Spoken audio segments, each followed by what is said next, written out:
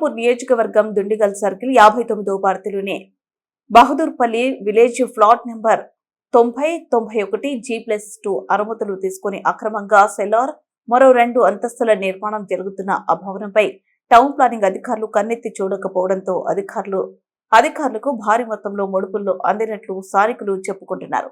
సంబంధిత town planning section officer కు అక్షరాలు 50 లక్షలు ముట్టాయి కాబట్టే ఈ భవనంపై ఎలాంటి చర్యలు తీసుకోలేకనే స్థానికులు గుసగుసలాడుతున్న టౌన్ ప్లానింగ్ పై స్థాయి అధికారులు అక్రమ నిర్మాణాలపై కుపాదం ఊపుతామని చెబుతున్నా అవన్నీ గాలి మాటలని ప్రజలు ఆగ్రహం వ్యక్తం చేస్తున్నారు. ఇప్పటికైనా టౌన్ ప్లాన్ ఉన్నత అధికారులు తక్షణమే అక్రమ నిర్మాణాలపై చర్యలు తీసుకోవాలని స్థానికులు కోరుతున్నారు.